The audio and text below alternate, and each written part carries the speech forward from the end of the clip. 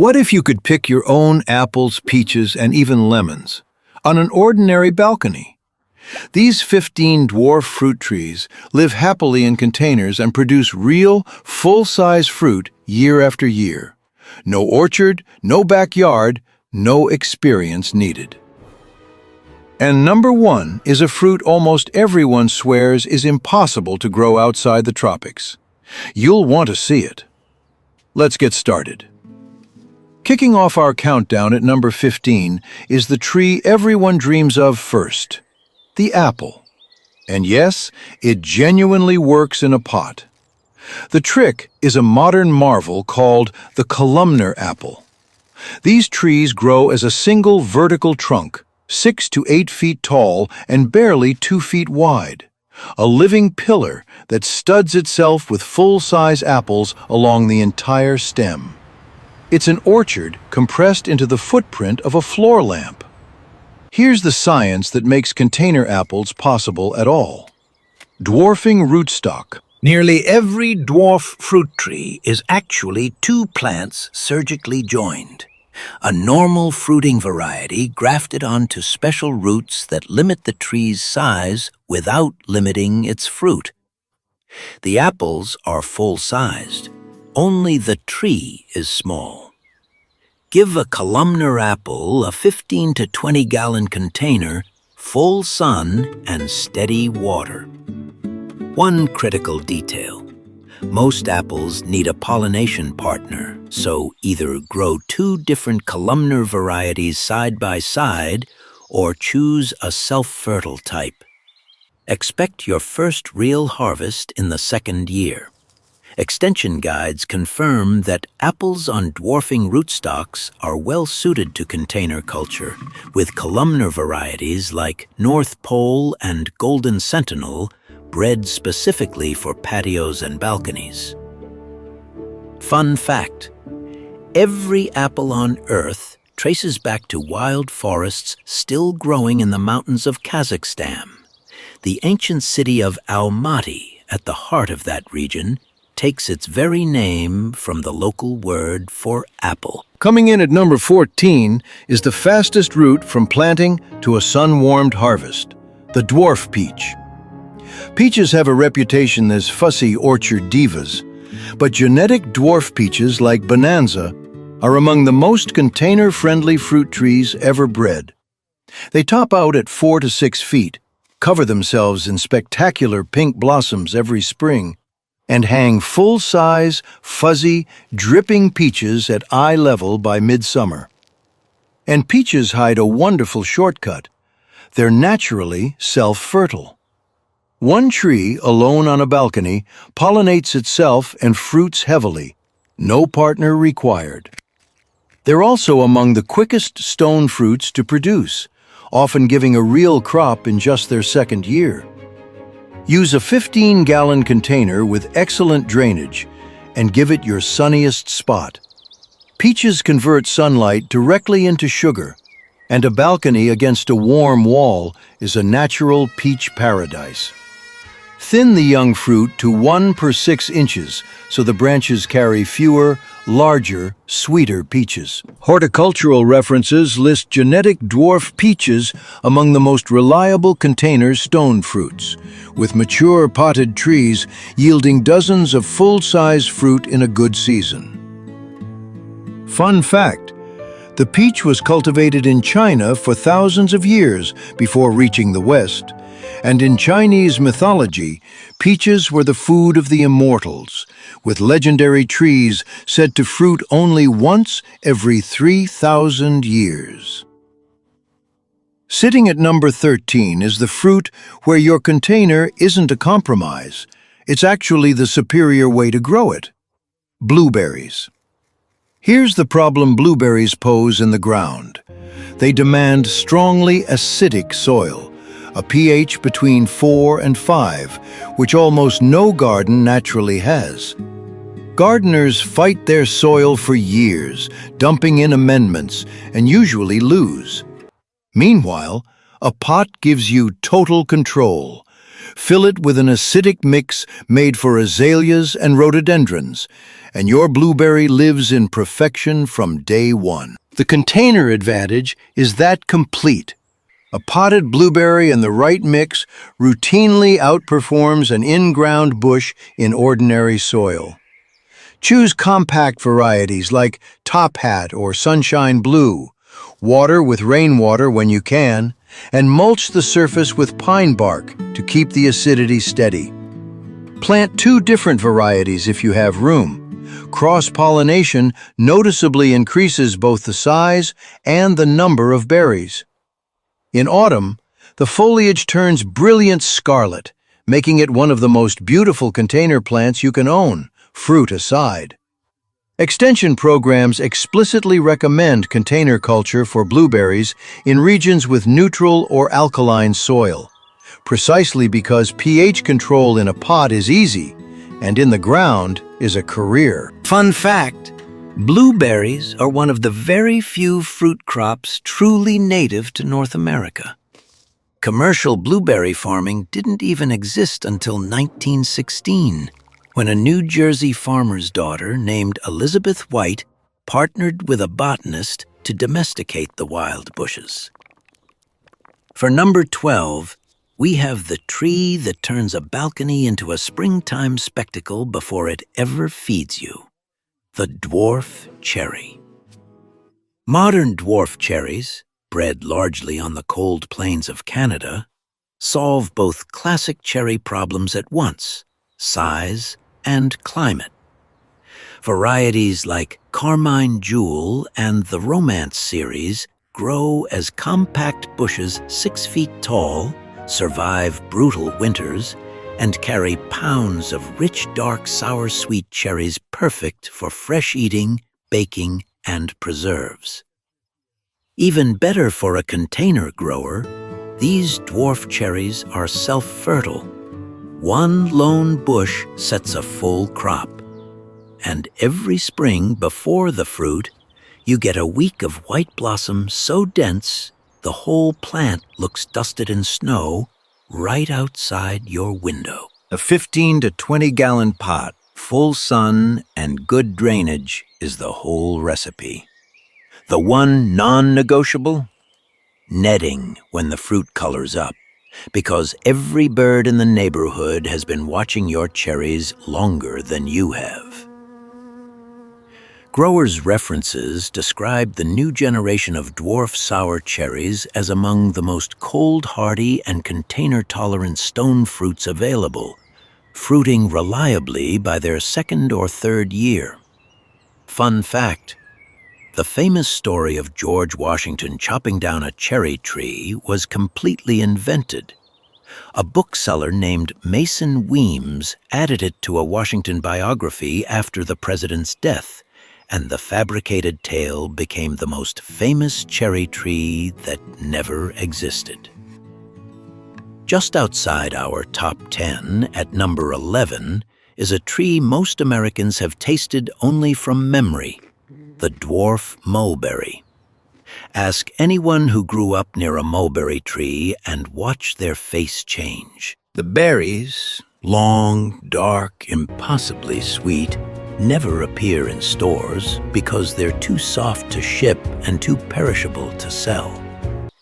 The only way to eat mulberries is to grow them, which made them impossible for apartment dwellers until dwarf ever-bearing varieties arrived. A dwarf mulberry in a container stays a compact 4 to 6 feet, and here's its superpower.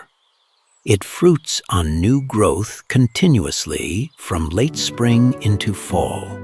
Not one harvest, months of daily handfuls from a tree the size of a cope rack. Give it a 15-gallon pot, full sun, and prune it hard each winter. Pruning triggers the new growth that carries next season's berries. It tolerates heat, wind, and mist waterings with remarkable grace. Nursery references describe dwarf ever-bearing mulberries as among the fastest container fruits to begin producing, often flowering and fruiting in their very first year in the pot. Fun fact: mulberry trees are the reason silk exists. Silkworms eat mulberry leaves and nothing else. And for thousands of years, China guarded its mulberry groves as a state secret, because whoever controlled the trees controlled the silk trade. What did you think of those first 5? Did any of them surprise you as balcony trees? Let me know down in the comments below. Now let's dive straight into the top 10 of today's list. Let's keep it moving. At number 10 is the tree that made container fruit growing famous, the Meyer Lemon. The Meyer Lemon is not a supermarket lemon. It's a natural cross between a lemon and a mandarin orange, thinner skinned, sweeter, more floral, the secret ingredient of pastry chefs everywhere. And it is arguably the single best fruit tree for container life ever discovered. Here's the container superpower. Citrus can't survive frost, which makes them impossible in the ground across most of the country.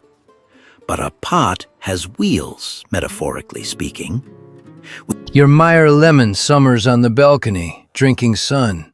And when frost threatens, it simply moves inside to a bright window, where it keeps ripening fruit through the winter, like a glossy, fragrant houseplant. The blossoms alone will perfume an entire room. A 10 to 15-gallon container, fast-draining citrus mix, deep watering when the top inch is dry, and regular feeding. Citrus are hungry.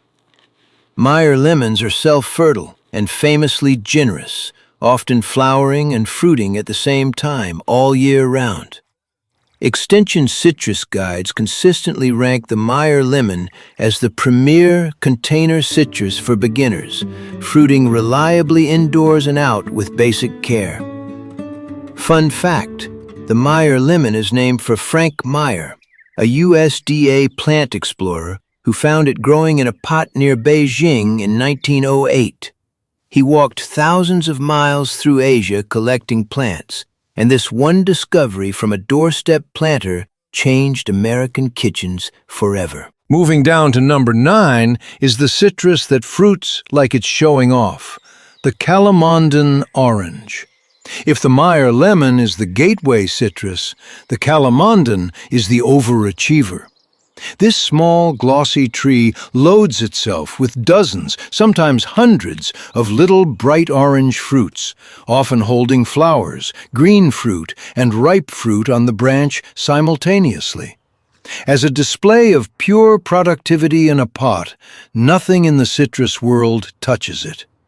The fruit itself is a firecracker, intensely sour bright, halfway between a lime and a mandarin, legendary in Filipino cooking as calamansi.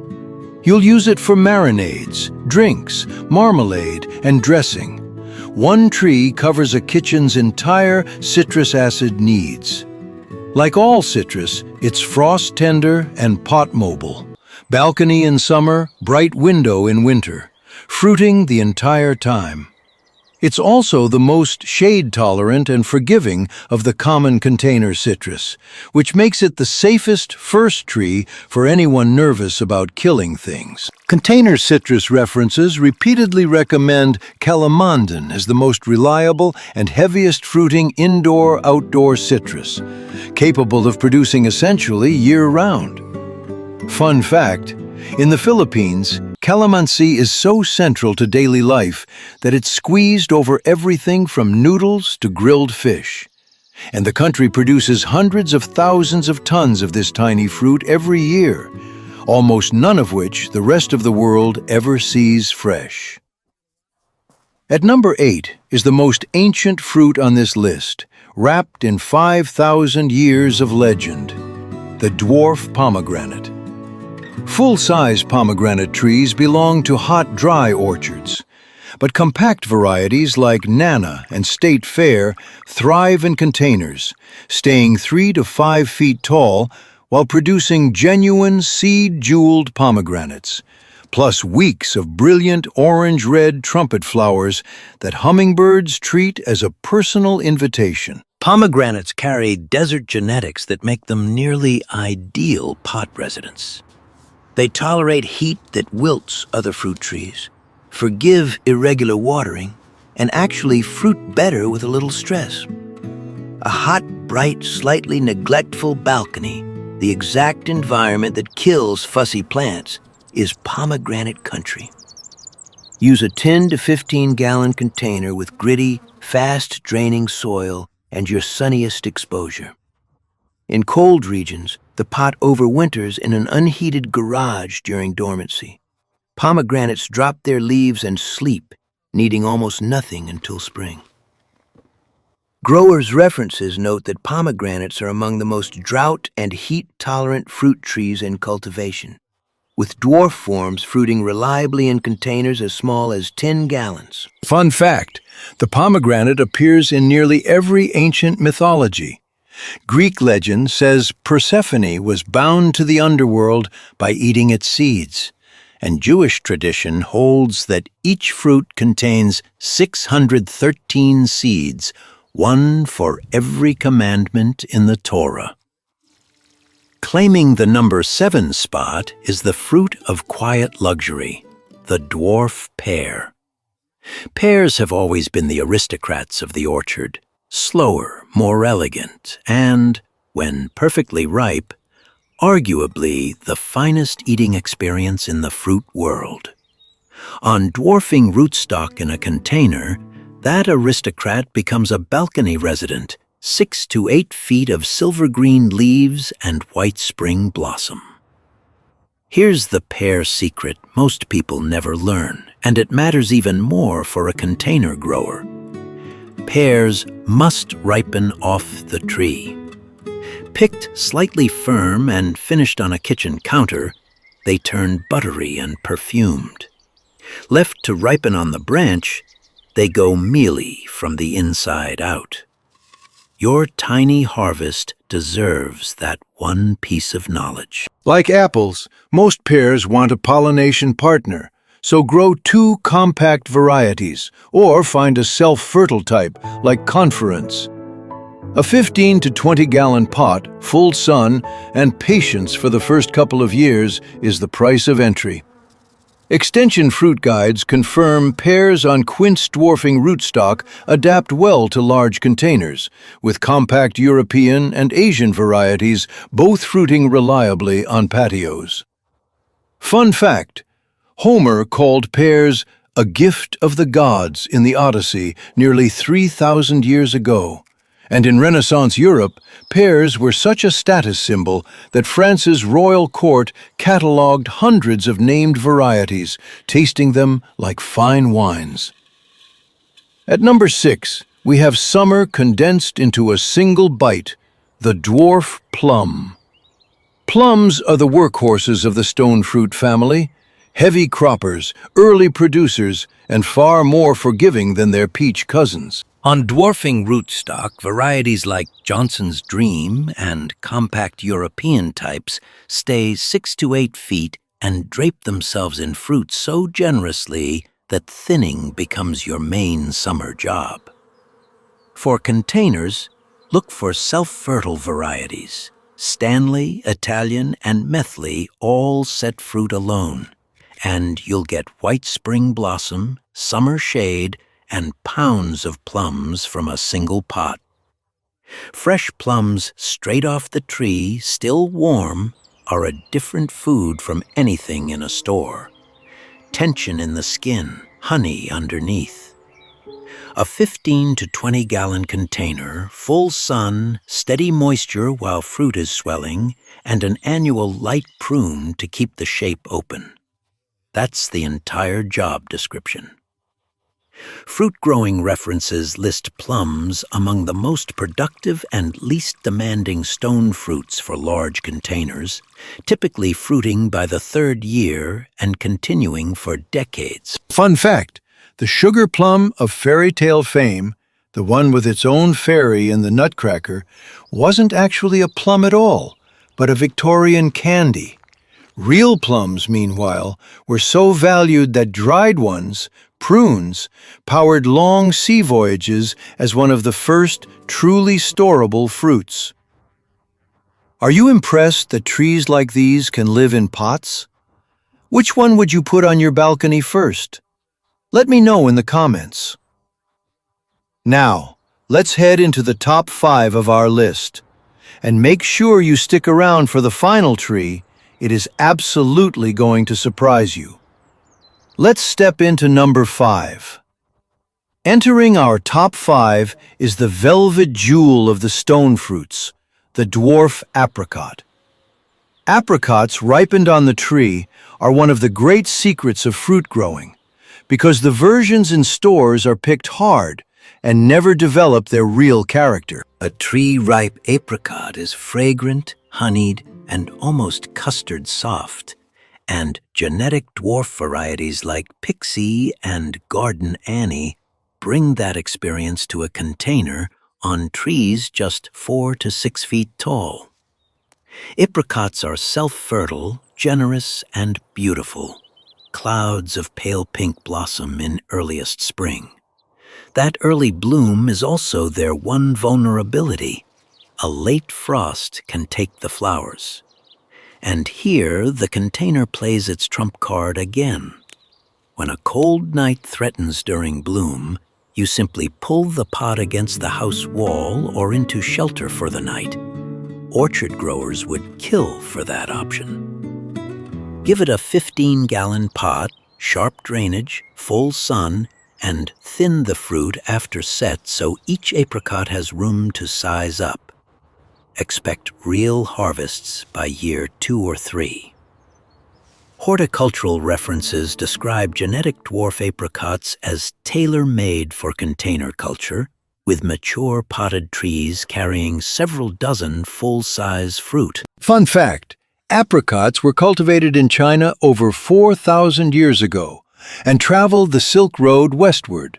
Alexander the Great's armies are credited with carrying them to Greece, where they were called golden eggs of the sun. For number 4, we have the citrus you eat whole, peel and all, the kumquat. The kumquat plays a delicious trick.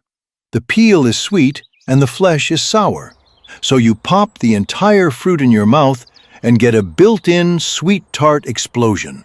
No peeling, no tools, no patience. The perfect snack fruit for a balcony chair. As a container tree, the kumquat may be the toughest citrus of them all. It's naturally compact, staying well under 6 feet in a pot, and it's the most cold-tolerant of the common citrus. Mature trees shrug off brief dips well below freezing that would damage a lemon. That toughness comes from its habit of going semi-dormant in cool weather, essentially sleeping through cold snaps other citrus can't survive. The routine is standard citrus.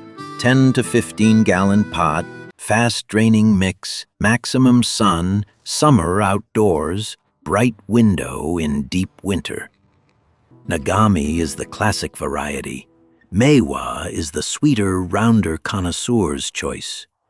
Citrus references consistently rank kumquats among the most cold-hardy and container-appropriate of all citrus, fruiting heavily on small trees. Fun fact, the name kumquat comes from Cantonese for golden orange, and in Chinese tradition, the trees are treasured New Year gifts. A pot loaded with golden fruit symbolizes wealth arriving in the household, which makes it possibly the only fruit tree that doubles as a greeting card. Claiming the bronze medal at number 3 is the tree that practically invented container fruit growing, the fig. Figs have been grown in pots for thousands of years, and they carry a genuine botanical superpower for container life. Restricted roots make them fruit more, not less. A fig with unlimited ground space grows wood and leaves. A fig with its roots snugly confined in a pot panics productively and pours its energy into fruit. The container isn't a limitation, it's the technique. Compact varieties like Little Miss Figgy, Fignominal, and the classic brown turkey thrive in 10 to 15-gallon pots, producing soft, jammy figs that, like mulberries, essentially cannot be bought fresh, because ripe figs don't survive shipping. Growing them is the only way to really know them. Figs are self-fertile, love heat, tolerate drought once established, and in cold regions they overwinter dormant and leafless in a garage or shed, needing water only monthly. Many varieties even give 2 crops a year, an early summer crop on old wood, a main crop on new.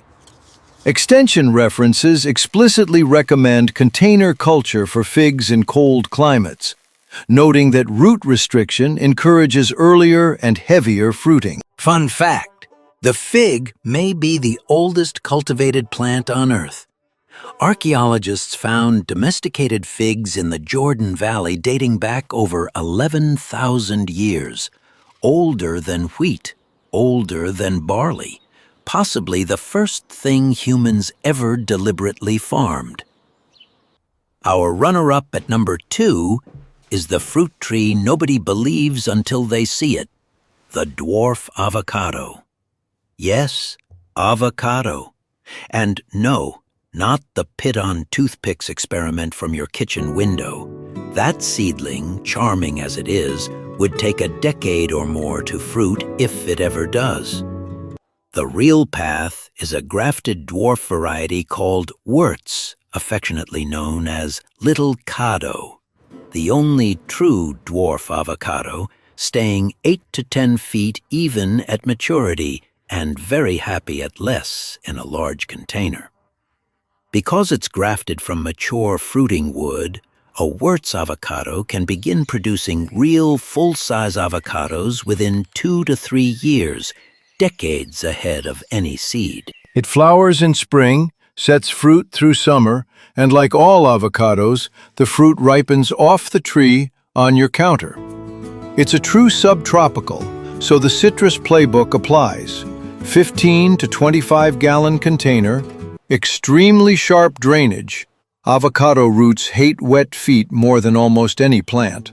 Full summer sun outdoors, and a bright, cool room for winter in cold climates. Growers' references identify Wurtz as the standard container avocado, self-fertile and precocious, with potted trees documented fruiting on balconies far outside traditional avocado country. Fun fact, avocados are an evolutionary orphan. Their giant seeds evolved to be swallowed and spread by massive Ice Age animals like giant ground sloths. And when those creatures went extinct, the avocado survived only because humans stepped in and adopted it. And taking the absolute crown at number 1, the fruit everyone on Earth swears is impossible outside the tropics. Bananas. On your balcony. Really. Here's the secret hiding in plain sight. The banana is not a tree. It's the largest herb on the planet. That trunk is tightly rolled leaf stalks, not wood, and it grows with herb-like speed. Dwarf varieties like Dwarf Cavendish and Super Dwarf stay 5 to 7 feet tall, live beautifully in large containers, and yes, given enough warmth, sun, and food, they produce real hands of real bananas. The container is what makes it possible. In the ground, one frost ends a banana forever. In a 20 to 25-gallon pot, your banana spends summer outside, where it can unfurl a new leaf every single week, an actual spectacle, and winters indoors as the most dramatic houseplant on the block. Keep it warm, bright, well-fed, and moist, and in its second or third year, a mature plant can flower, a huge purple bud that opens over weeks into tiers of tiny bananas. And even if your balcony summer isn't quite long enough to ripen a full bunch, here's the honest truth. A banana plant earns its pot on pure drama alone, 6 feet of glossy, tropical, paddle-shaped leaves that make every visitor ask the same question. And the answer? That's my banana tree. Never gets old. Tropical plant references confirm that dwarf Cavendish-type bananas fruit reliably in large containers in warm climates and in bright indoor-outdoor culture, typically 2 to 3 years after planting. Fun fact, botanically, the banana fruit is a berry, while the banana plant is an herb, which means the most tropical, most impossible-sounding fruit on this list is technically closer to a tomato plant than to any tree in the orchard. Before we wrap up, we need to talk about the single most expensive mistake in container fruit growing, and people make it before the tree is even planted. The mistake is growing from seed. It feels natural. Plant an apple seed, get an apple tree. But fruit trees don't work that way. A seed is a genetic lottery ticket. An apple seedling will produce apples unlike its parent, usually small and sour, and it will make you wait 7 to 10 years to find out. That lemon pip, that avocado pit, same story. Years of care, then disappointment. Every tree on today's list is grafted, a proven, named fruiting variety joined onto dwarfing roots. Grafted trees are genetically identical to their delicious parent. They stay container-sized, and they fruit in 1 to 3 years instead of a decade. The $40 or $50 a grafted dwarf tree costs isn't an expense. It's buying 8 years of your life back. So the rule is simple. Seeds are for science experiments with kids. For fruit on your balcony, buy a grafted dwarf tree from a nursery. Check that it's a self-fertile variety if you only have room for one, and start the clock on real harvests. Here's the shift this list is really about. An orchard was always the ultimate symbol of settled abundance, something for people with land someday, maybe.